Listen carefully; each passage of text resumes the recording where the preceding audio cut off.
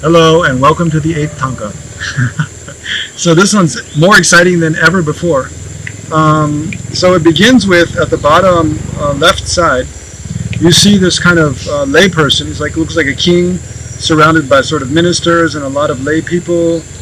So the story really begins just above that. You see Tsongkhapa, and then a bunch of monks and lay people make offerings. And just above that, you see that same statue of Maitreya, the Maitreya statue at Xingji.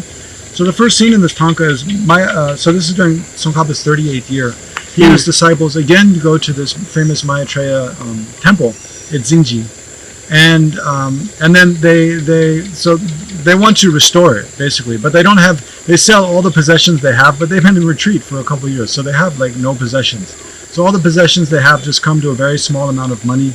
And in order to, but they need, some wealth. They need some money to hire artisans and buy the materials to restore the statue and restore the temple. So they offer a ritual to a wealth deity, Vajravana, and they offer make butter lamp and offering and make strong prayers to this wealth deity to help them have the wealth in order to be able to restore the statue.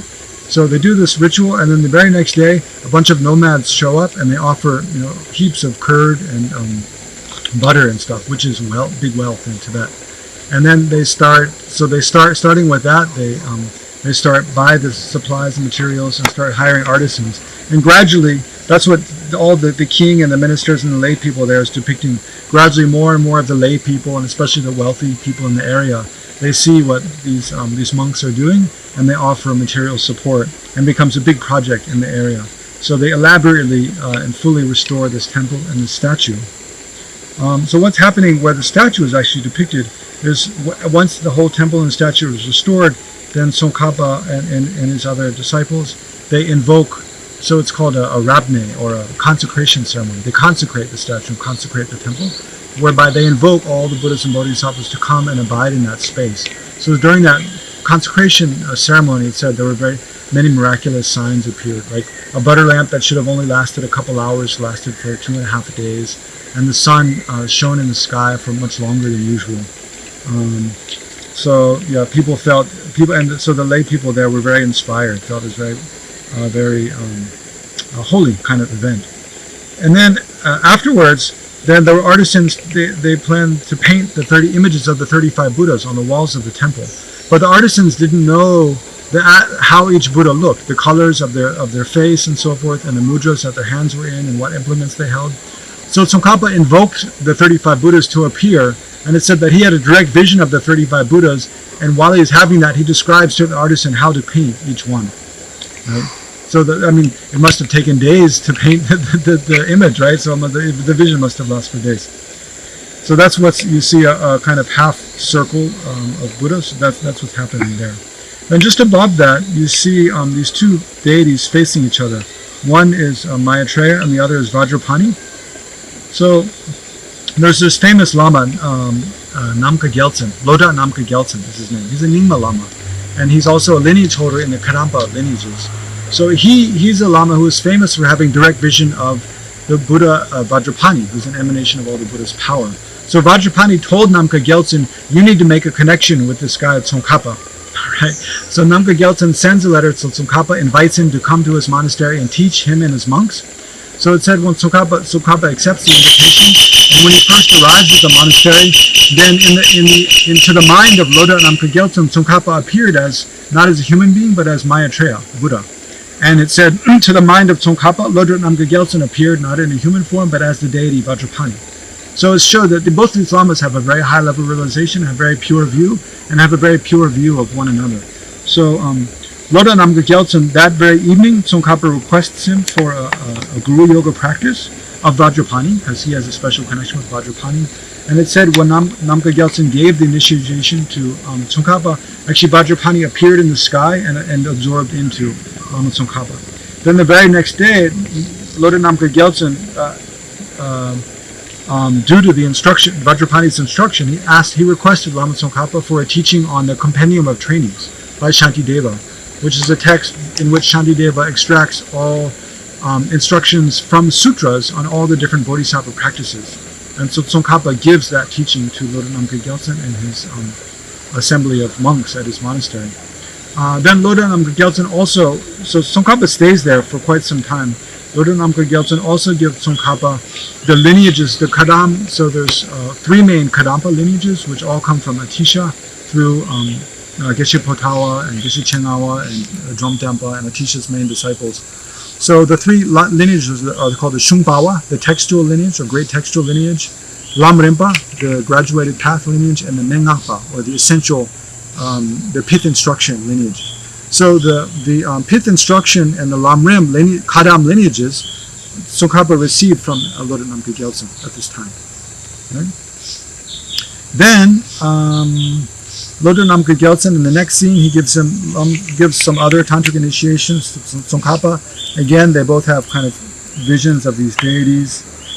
And then we can skip down to the bottom, the last scene in this Thangka, at the bottom right-hand corner. So here, Tsongkhapa, well, I should tell something else that happened first. So at this time, Tsongkhapa had the thought that maybe I'll go to India in order to see the place where Buddha was actually enlightened, Bodh Gaya, and to receive teachings from whatever Buddhist masters remained in India at that time. Although in actuality, there were no Buddhist masters remaining in India at that time. They'd all been, Buddhism had fully collapsed in India, and whatever remaining masters or monks there were had been driven away by the kind of Muslim sort of invaders at that time.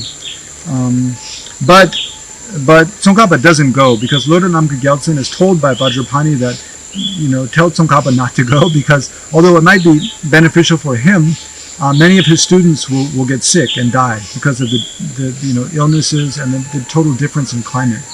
And so it'd be more beneficial if Tsongkhapa stays in Tibet. And so remember, at this time, Tsongkhapa is also having direct communication with Manjushri. Manjushri also tells Tsongkhapa more or less the same thing. So he decides not to go to India. He stays in Tibet. During that time, actually, in order to make a special auspicious cause for the monasticism and the Buddhist monastic order to spread in Tibet and to be stable, Tsongkhapa sends a set of robes and monastic implements, like the begging bowl and the monastic staff, to the Zingji Maitreya statue at that time, along with a praise which was given to Tsongkhapa by Manjushri. So during this time, Tsongkhapa also had direct vision of Manjushri. Manjushri gave him several prayers, which Tsongkhapa wrote down, one of which is called a prayer to be reborn in Sukhabati, or the prayer to be reborn in the land of bliss, which is one of the most famous prayers that we recite, composed by Tsongkhapa to this day.